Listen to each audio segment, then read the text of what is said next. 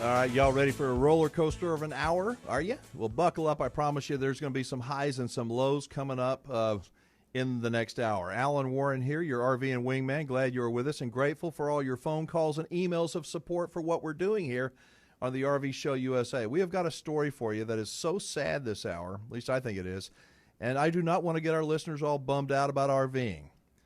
But I have never seen a worse example of a RV, a well-maintained RV, seemingly perfect RV, literally, folks, coming apart on a state highway. Now, before we get into this hour's RV horror story, I want to introduce everybody to Heather and Chris Gebbia. Hi, guys. Hello, Alan. Hi, Alan. Thank you for agreeing to come on the show and tell your story very much. I want to start out and kind of set the record straight. Let our listeners know who contacted who about this interview, please. Alan, you contacted me.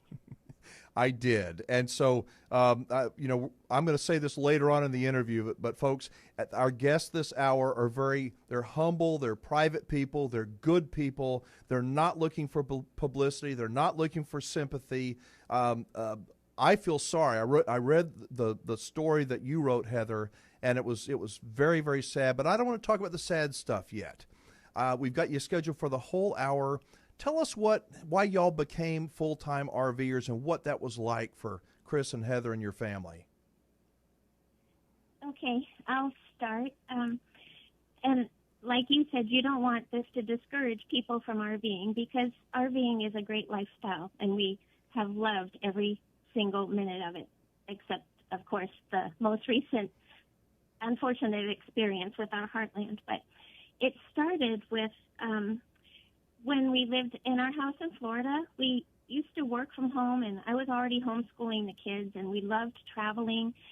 And it seemed like we were just always busy with yard work and housework, and we had an RV, and we were traveling on the weekends sometimes when we didn't have to stay home and take care of the house. But I just got this idea in my head that we should just sell our house and travel around the country and make some memories with our kids before they grow up and move away.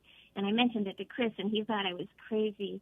So I'll turn it over to him to let him talk. Well, yeah, I guess, well, Alan, at first I thought the idea was a little bit out there.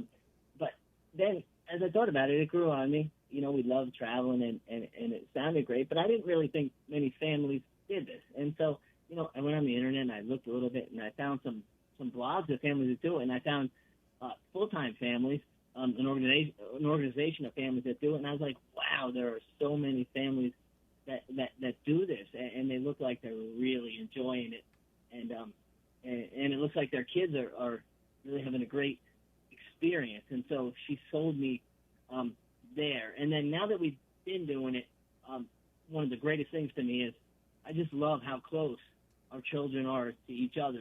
They're best friends to each other. And one of my wishes, which Heather's probably heard 7,000 times, and I probably say too much, but I just look forward to later on in life. I want, when they have their own families, when they're married and they have kids, that,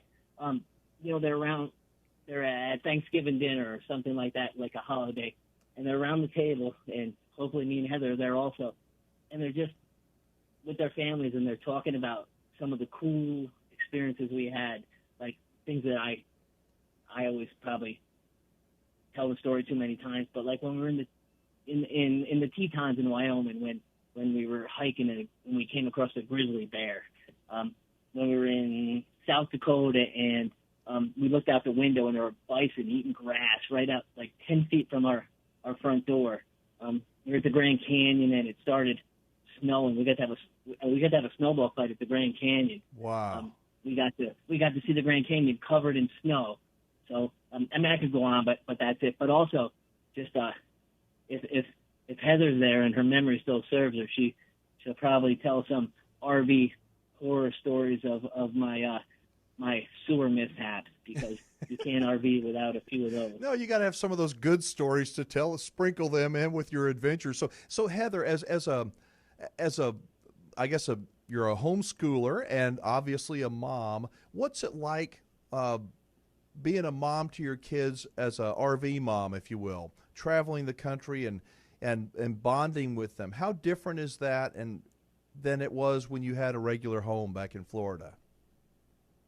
Well, I think our homeschooling, which now has turned into what we call road schooling, has greatly been enhanced because we'll be reading history books for our school, and then we go out and see these places. Like we go to Washington, D.C. or Williamsburg, Virginia, and see these reenactments of history come to life. Or just we go to a lot of national parks. That's our favorite thing to do. And the kids will do the junior ranger programs at the national parks and earn their badges. And I just think that it's so much more educational for them to do this stuff in real life instead of only reading it in a book.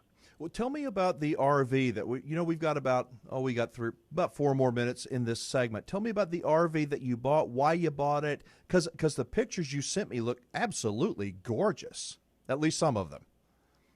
Yeah, it was a gorgeous RV. I had seen another full-time family living in one of those Heartland gateways, and I just loved the floor plan. I loved the layout. It had a kid's bedroom, which had a lot of space for them, and the kitchen was really nice. I loved the kitchen and the kitchen counter space. It just looked perfect for us, and it really was. For the 3.5 years it lasted, it was a beautiful RV, and we loved it. What about maintenance? Chris, were you pretty diligent about taking care of things as they needed to be taken care of, or tell us about that? Sure. Well, I mean, we had it. We did the annual inspection and maintenance every year, so they went through the full gambit of all the checklist of things they do each year. Like the whale bearings, we had repacked as they needed. We were really, one of the things that I think worried us, and I think what you read about what's scary is you always worry about a blowout because of a tire, because it seems like it could do so much damage, and we never had a blowout, and we always were. We both always walk around the RV before we go anywhere, and we really check everything to see if anything looks out of the ordinary. So, I mean, I think we did all the maintenance that you're supposed to do. We did have in the first year, though, I mean, there were things, like the major thing, we actually did have a crack in the frame of the RV in our first year that was fixed under warranty. To us, we don't know, but just our opinion is that we believe that maybe that was just kind of a Band-Aid fix, and that ultimately maybe contributed to what ended up happening, happened, which I guess we'll talk about later. Yeah. So in other words, I mean, from the pictures, like I said, the pictures that we're showing are spectacular, beautiful, the scenery. And again, you guys are not, YouTube is filled, and there's nothing wrong with this. I love watching YouTube videos of families that they've got, 50,000 fans, and y'all aren't like that. I mean, why did you even start a YouTube channel? Let's talk about that, Heather. Well, I only started the YouTube channel so I had a place to put my Nomadiversary videos each year. I don't usually put much on YouTube. I started the blog just to keep track of our travels, so we would have kind of a journal that we could read over and remember the things we did. And our kids love to go back and read, or sometimes we'll just read what we did last year or 2 years ago or even now 3 years ago. We just like to use that as a journal for our travels.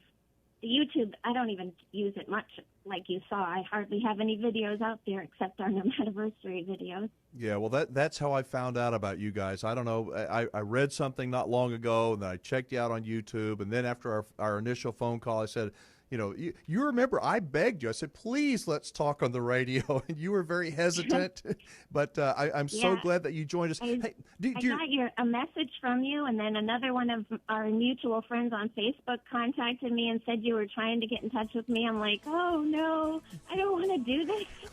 Well, y'all hang on. All right, folks, we have laid a pretty good foundation for what is ahead. When we come back from the break, the nightmare from hell for this family begins. What happened to their beautiful Heartland fifth wheel? What has Heartland done about it? And could a similar RV horror story be in your future? All that and more coming up with your RV and wingman, Alan Warren, here on the RV Show USA. Hang on. All right, folks, so as your RV and wingman, you know that we talk about the good and as right now, the not-so-good parts of RVing here on the show. While the good is way better than the bad, there are some things that we discuss that many new RV dealers just wish we would go, shh, be silent about. There is one RV dealer that sells new RVs that is not afraid of what we talk about here on the show, and they actually like what we talk about, the good and the bad. I'm very, very proud to be able to tell you about them as our newest show sponsor. They are in Iowa. I know, Iowa. Hang on. It's a long ways away, but to a buyer of a new travel trailer or fifth wheel, it's the place to go. Really is. That's where some of the very best people in the RV business call home, and their name is Cheyenne Camping Center. There's no finer bunch of people in the country to buy your new RV from, and that's a fact. Cheyenne Camping Center has been around for 50 years, still owned by the same family. 3 brothers run it. They're good, solid men of integrity and honesty, and there is a spirit at Cheyenne Camping Center that you will love. Smart buyers love them for sure, for good reason. They not only have rock bottom prices on new travel trailers and fifth wheels, they have a support staff that is first class. They have a perfect score on eBay, perfect. Over 1,300 transactions. In fact, folks that work at eBay out in California, that work at eBay, have driven all the way to Iowa to Cheyenne Camping Center to buy their new RV from them. Why? Because of their customer reviews. Check them out. Like I said, they are rock solid. In an industry that can seem to be wrought with scallywags and fast talkers, the prices that you will see at Cheyenne Camping Center in their ads, well, they're the actual prices. They really are. They have the RVs in stock that are advertised. Like I said, it's not like, oh, I'm sorry, we just sold that one yesterday. There are no add-ons, no hidden fees. Every new RV has been thoroughly inspected, not once, but twice. And if you ever do have a problem with an RV you bought at Cheyenne Camping Center, no matter where you are, you will have their service department hotline number. You can tell them. They will help you. They really will. They know the best dealers around the country. They know how much things cost to fix, how long it takes to fix them. And Cheyenne Camping Center, I want you to put real high on your list when you're looking for a brand new travel trailer or a fifth wheel. They are our exclusive new RV dealer here on the show, and you can find out more information. Check them out at CheyenneCampingCenter.com. They're the antidote for camping world tactics. CheyenneCampingCenter.com. The RV Show USA. Start living the RV dream today. And we have Heather and Chris Gebbia on our guest line. Heather and Chris have been full-time RVers who loved their Heartland fifth wheel, and they babied it for more than 3 years. Life was wonderful. So, guys, tell us when your world was turned upside down with your Heartland. Where were you? What were you doing? Take us there. Oh, Alan, you make me recall the incident. Okay. We were camping in Schoodic Woods Campground. It's in Acadia National Park. It's on the northern side of Acadia in Maine, in Winter Harbor, Maine. And so it was a Sunday morning in July, and we were leaving Schoodic to go to Canada. And so we left, and probably about 15 miles into the trip, in my rearview mirror, it looked like my tires were protruding outside of the fenders. It looked like they were way farther out than they should be. And I thought it was just an illusion, but, I kept looking, and I'm like, I just thought something was wrong. So when we finally got to a point where we could pull off, there was a rest area on the opposite side of the road, which I'll get back to that rest area later because that's kind of a story in and of itself. But we pulled into the rest area. And as soon as we pulled in, another car pulled up right alongside of us on Heather's side, and they rolled down their window. She rolled down her window, and the person said to her, I have been driving behind you for a couple of miles, and I saw your RV shift, and your wheels started swaying back and forth. So, they told us that we're parked there, so I got out of the truck, and I walked, and I could see the wheels protruding out, but I just kept walking around the RV. But I stopped at the passenger back because that's where I guess I was kind of in shock. RV had kind of ripped itself apart. You could actually see into the RV. It was just a huge kind of gaping hole. The roof had kind of peeled itself up into the air. So I just stared at that for a minute, and then I went back and I looked at where the wheels were protruding, and I got down and I looked, and I don't know the technical term, but it's the part of the frame where it connects to where it holds the axle. It was bent really far, and then just looking at the RV, there were cracks in the fiberglass all over. The frame was, underneath was just, it was kind of bent and mangled in lots of places. Hang on, Chris. Chris, hang on just a second.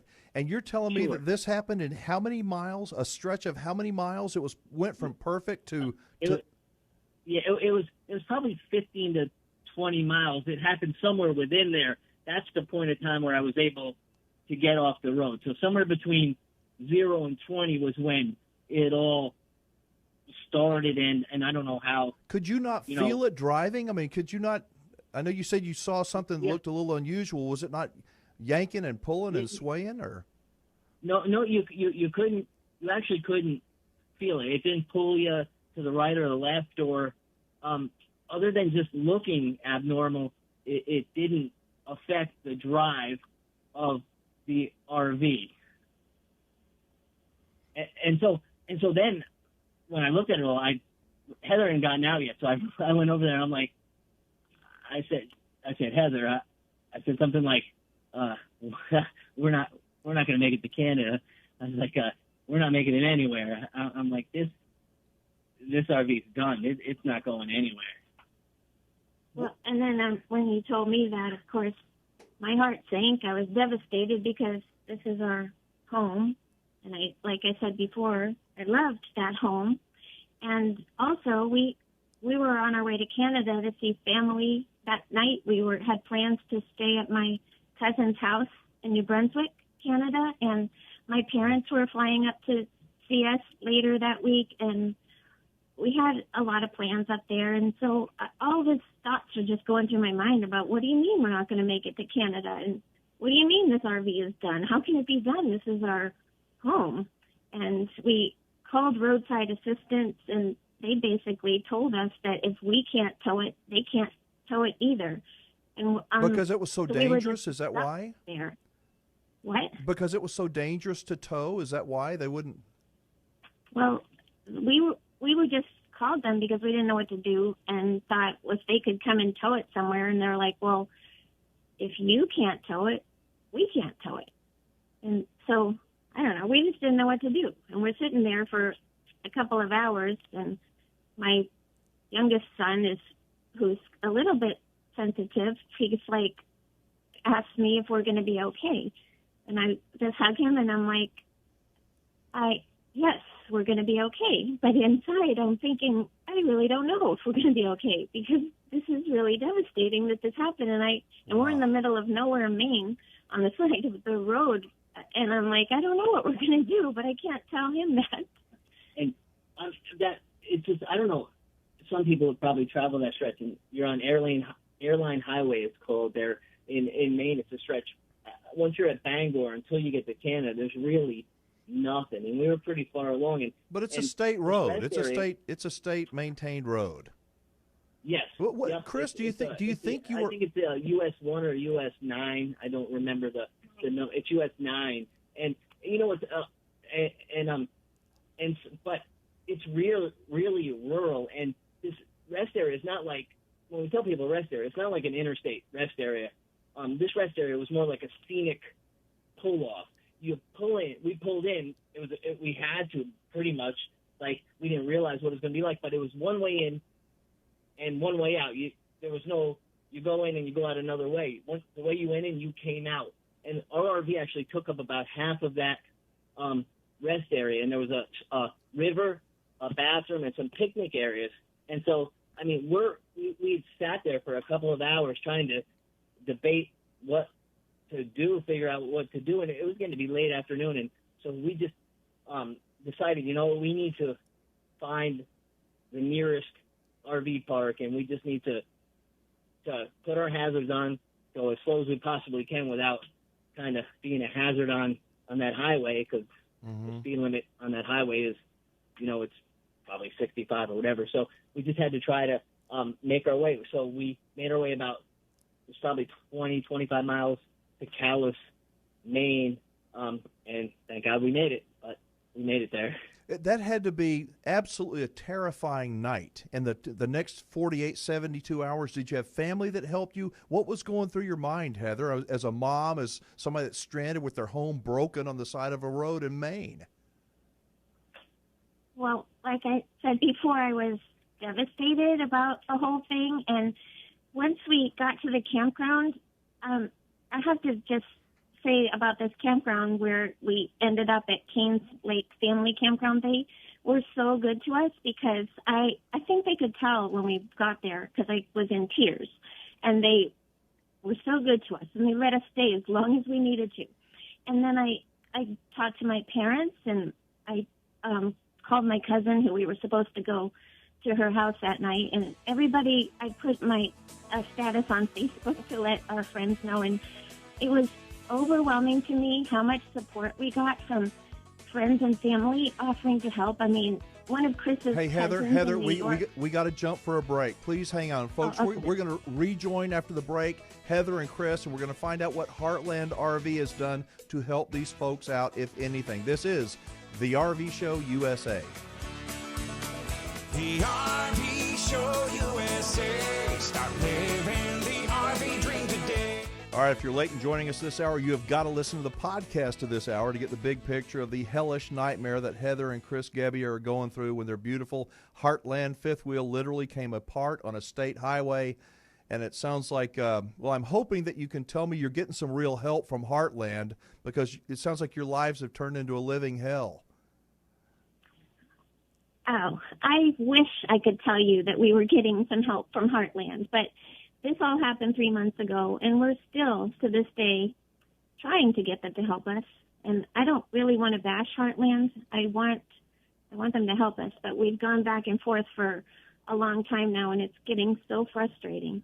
You know, Heather, from the pictures and from y'all's description, it sounds like it's one of those time-lapse videos where, you see something go from spring to summer to winter to fall, in just a few seconds. In 15 to 20 miles, your beautiful Heartland fifth wheel just came apart.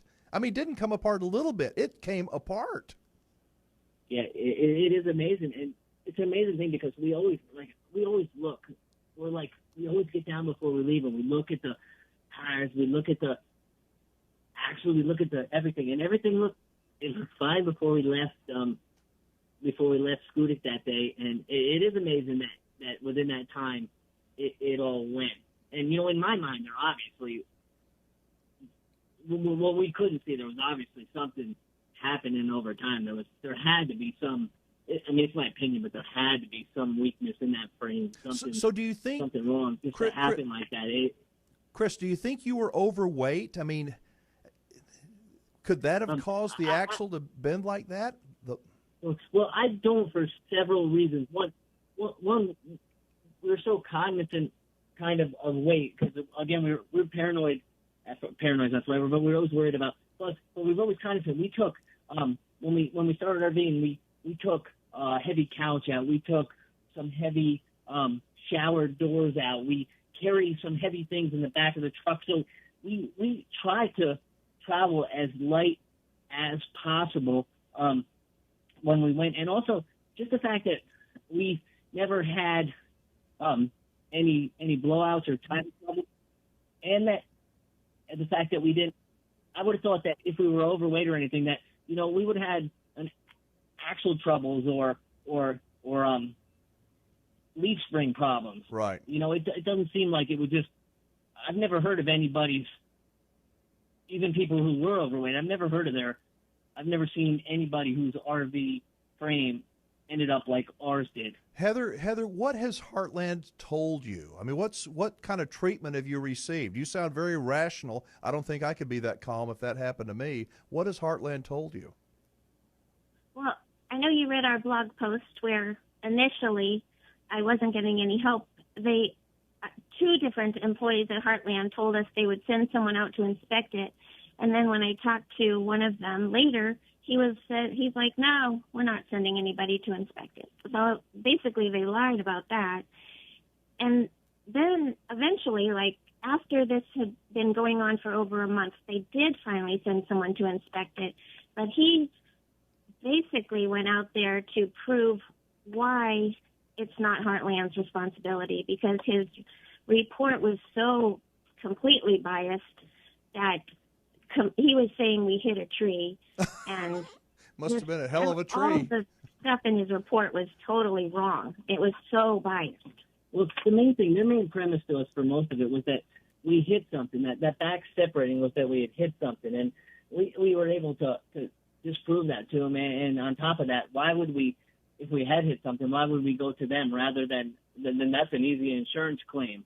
But we actually were able to prove to them that, no, we did not hit anything. But for 2 months, it was really arguing back and forth that we didn't hit anything. Well, let me tell you something, and I'm going to jump in here before the break. This is a quick segment, but the good news is, folks, is that on September the 20th, Heartland issued a press release, and get this.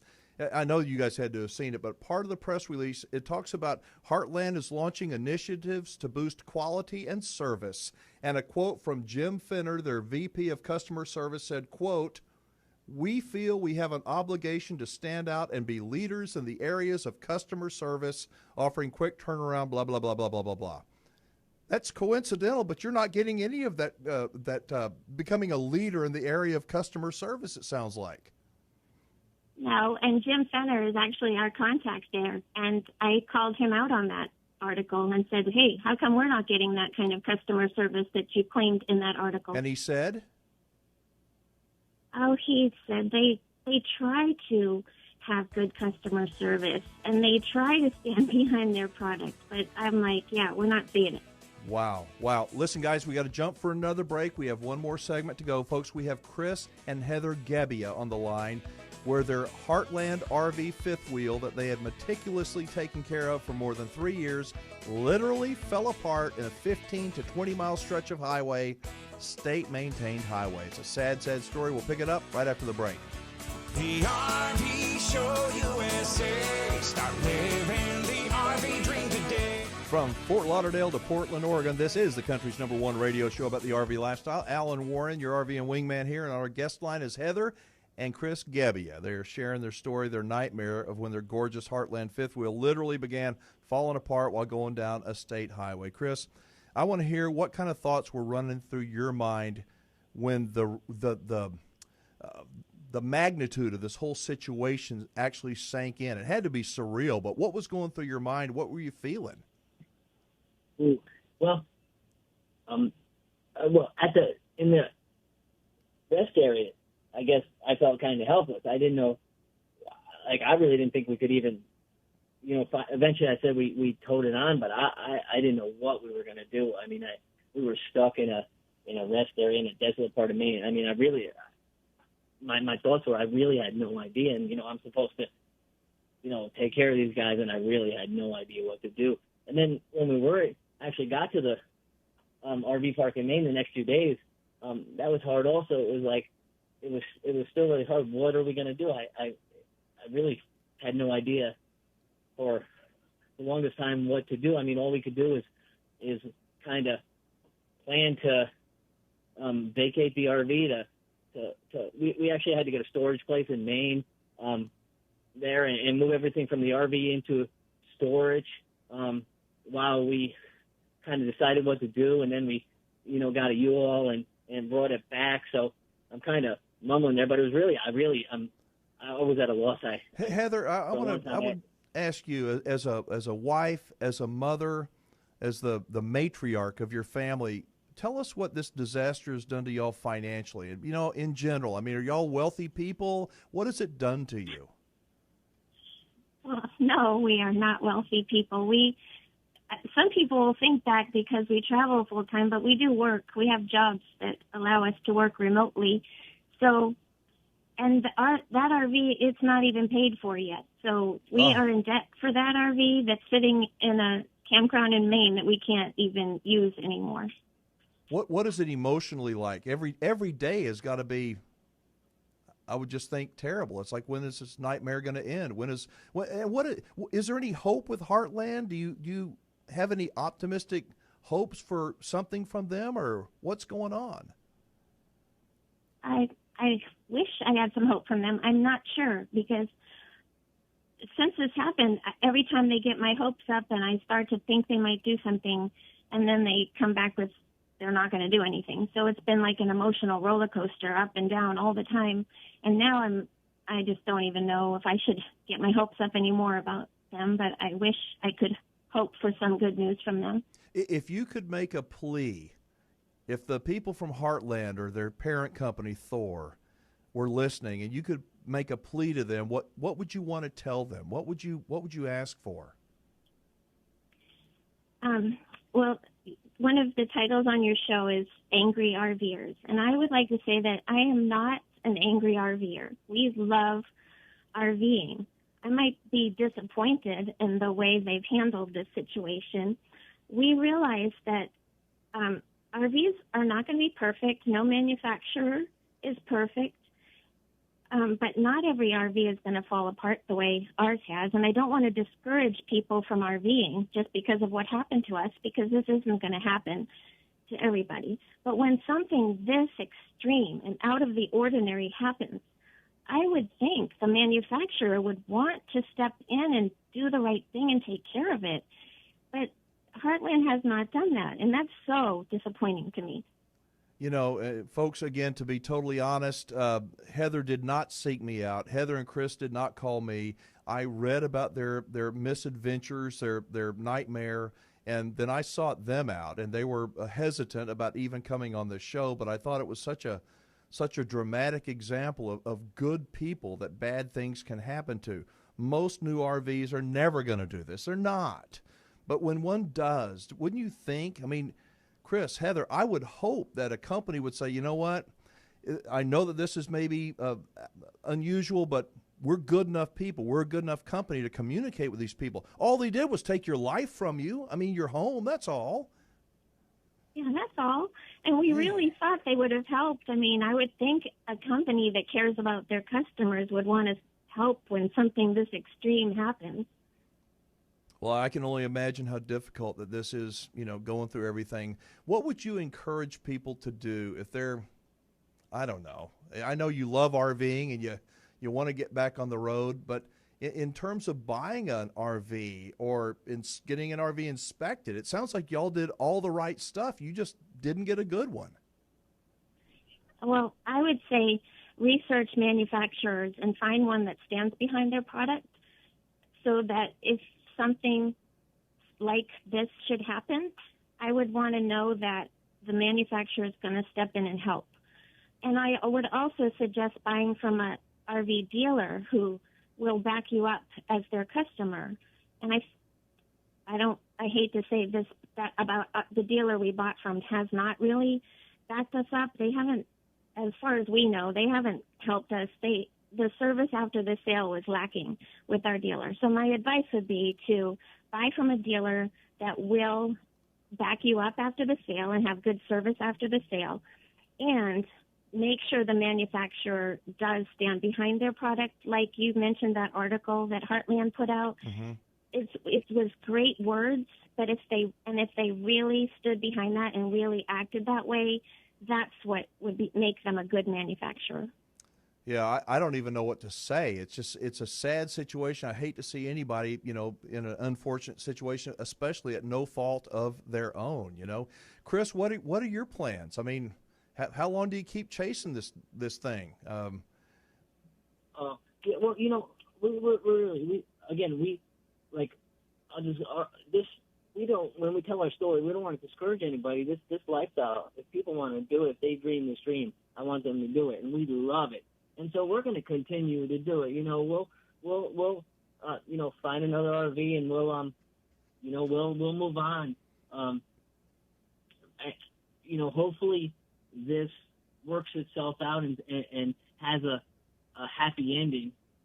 But you know, because of this, we're not going to stop. We love RVing. We love the memories. We love traveling, and so if it comes to it and we have to just move on, we will. All right, listen, we got to wrap it up. That's going to do it. Heather, Chris, thank you so much. I wish you nothing but the best. Can we keep in touch from time to time and see how y'all are doing? See if Heartland or Thor gets back in touch with you? Yes, that would be great. Thank you, Alan. Well, you're welcome. Best of luck, like I said. Folks, I told you it was a bad one. We're going to wrap up the show right after this short break. Y'all hang on. Got a monologue for you I think you're going to like. The RV Show USA. Start living the RV dream today. All right, we heard another heartbreaking story from some RVers who are at seemingly no fault of their own going through RV hell with a huge manufacturer.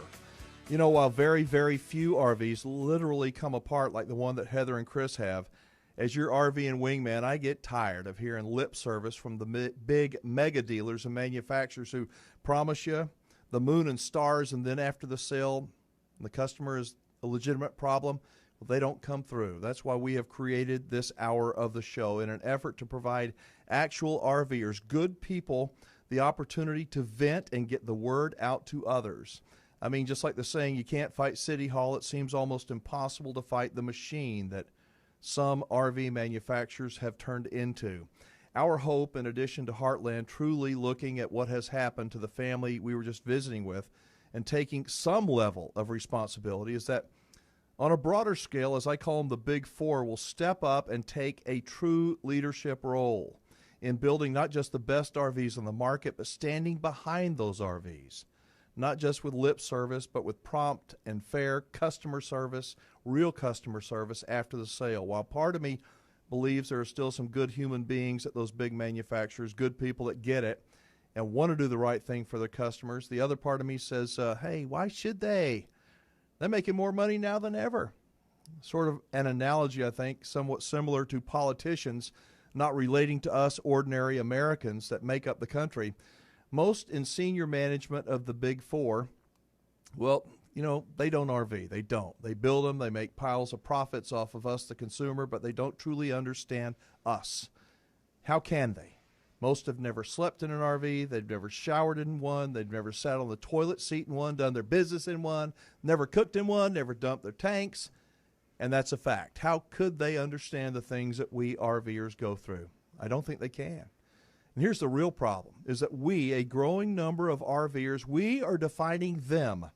And that's not a good thing for the RV industry. One day, one of the Big Four, Winnebago or the Rev Group or Thor or maybe Forest River, one of them is going to step forward. They're going to raise the bar for all manufacturers. Why?